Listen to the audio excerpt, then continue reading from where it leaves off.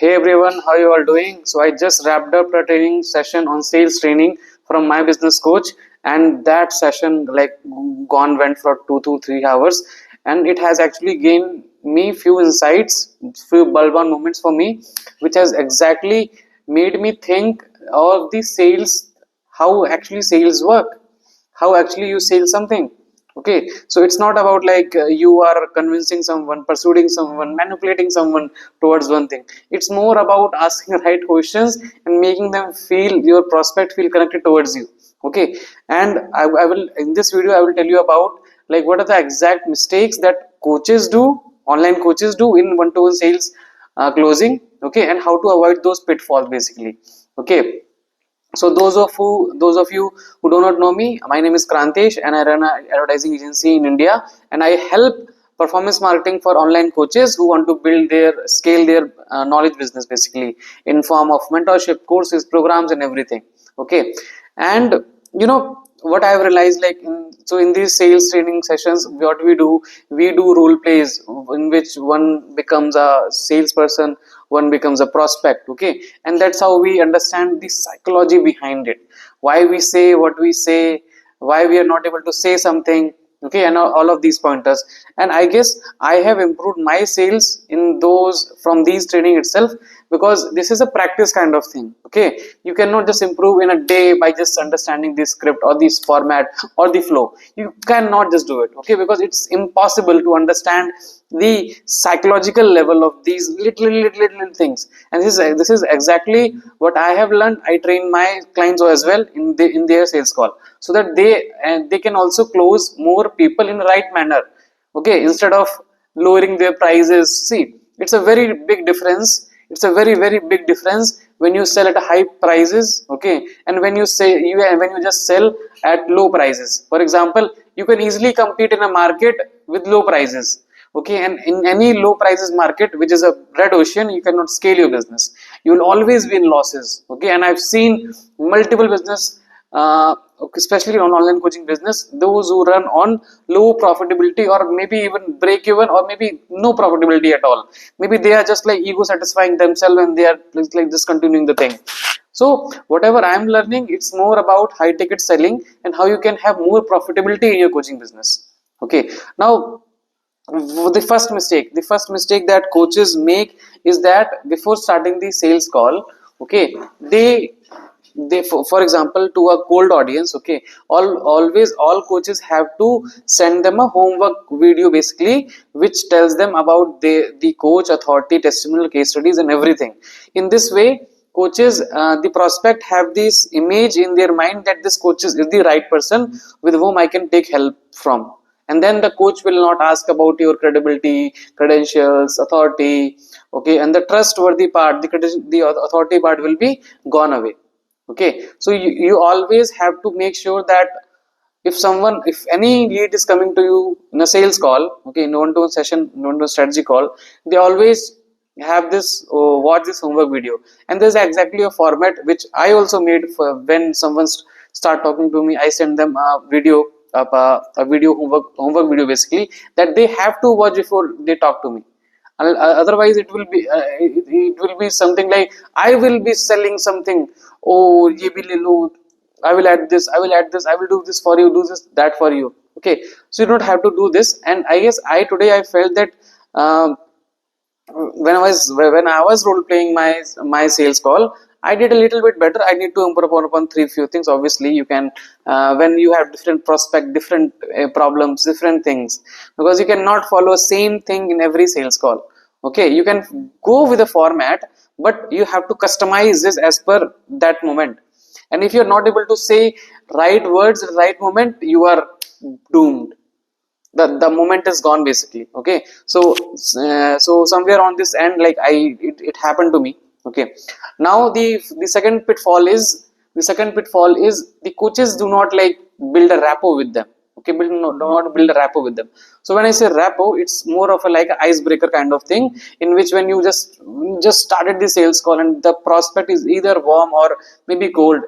Okay, they are somewhere, need to feel some kind of connection. So rapport building is happens there. For example, you can talk about this. If you are from same state, if you're different from state, then you can relate something common to it. Okay, you can relate about weather also, you can relate about other things also, okay, which you can relate. If your relatives are living there, then you can build the rapport build. Okay, and then the second part, the second pitfall is, they say the online coaches forget to play the role of a marketer during the sales call. Okay, they act as a coach themselves.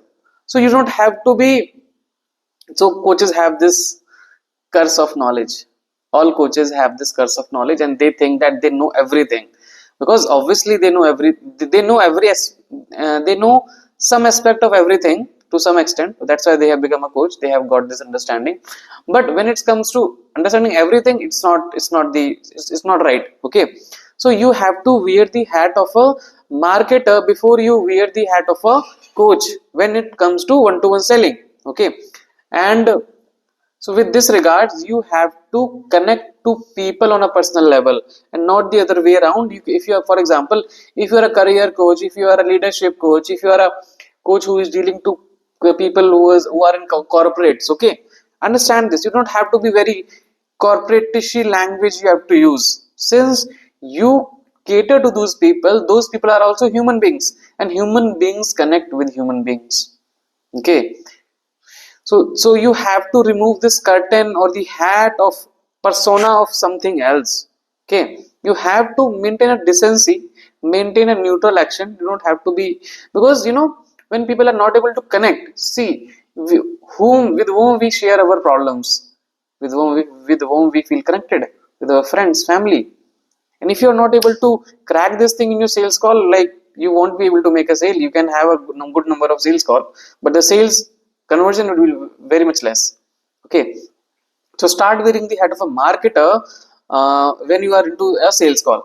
The third thing is language. Okay, so speak the language which your prospect is comfortable in. For example, we are in India. If a prospect is from India as well, and if they by chance, if you can sense it that they understand Hindi, use that Hindi language. Use that Hindi language.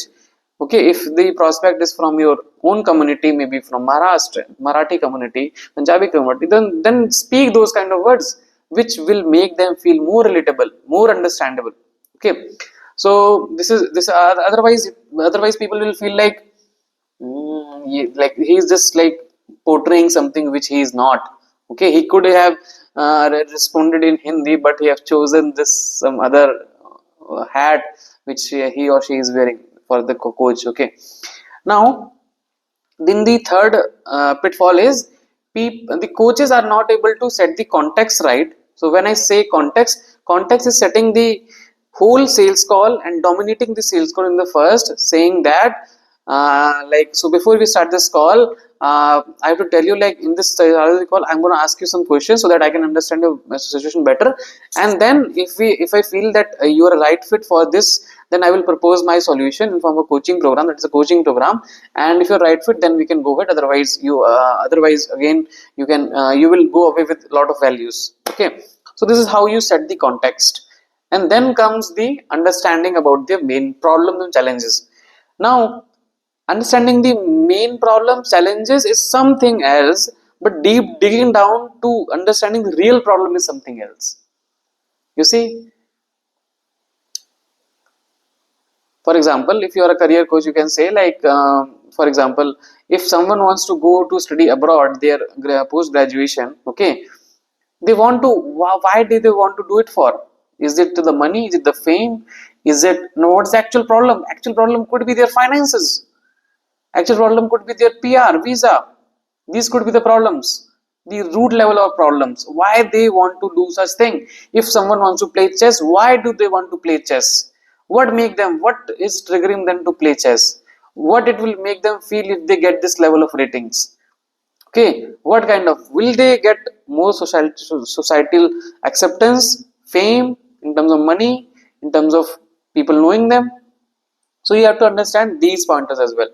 Now, understanding the surface level problem and understanding the real level of problems is two different things. Okay, if you are on a if you ever be on a sales call with me, you will get to know this. Okay, but I teach this to my clients when I work with them. Okay, now the other thing is like, people coaches only focus upon the what they offer they have.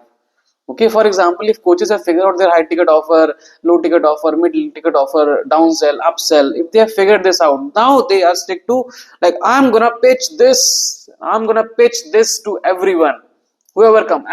I'm eager to pitch this. Just get me a prospect, and I will just pitch this. Now, before you pitch your offer, you have to understand their problem, the main problem, and then propose a solution to the main problem, that due to these elements you are not able to solve your problem, and then comes to your offer which has these elements which can solve the problem of your prospect. I don't know if you have understood this whole circle thing, whole mumbo jumbo that I've said. Okay, it's so I will just again repeat it. Identify the problem first, the main problem first, give them some fundamental or unique mechanism or these few elements they need to work upon, and then it will solve. Now move on to your offer, rephrase everything, recap everything, propose your solution, propose your offer which includes the solution as well, that is catering to their problems, and then it will make them feel like, oh Krantesh, this is exactly what I wanted. Okay, so this is exactly the main problem is, and this is exactly what I wanted, and this is now going to be solved. They have to look after, since they must be talking to many people, many prospect around it, many coaches around it. Okay, why you are the one? Because when they feel connected towards you, then they feel like you can solve their problem. So they will not come for your whole offer, they will come for a few elements of your offer. Okay, if you can understand this. Okay, now your main offer should include those elements, but in the sales call you have to make them understand this, my offer has these elements due to which you are able to solve your main problem, and you will get there your dream situation, result, desire, or whatever you want in your life. I will make you go from A to point B with my offer, with my solution. Okay, though there is something that which I am missing out. Yeah, so it's also about making them understand through easy language. Okay, if you are using complex word analogies which they cannot relate to, because we can only relate to the things with which we can relate with, or with which we are able to resonate with. That is why it is said, speak like a fifth grader, who can make them understand a fifth grader. So one of my coaches say that if you're not able to make your audience understand if you're not able to make and understand of a fifth class student, okay, fifth class student, then you are doing it very wrong, then you're doing it complex. You're making your teaching very complex. Okay, so use those little bit of analogies, stories which make them your prospect understand more about what are the exact core message that you want to convey. Okay, so this is it. Like, just want to talk about these many pointers, and I guess you have gained few of the little nitty-gritties in this. And with this I rest my voice. I now to go somewhere. Thank you so much.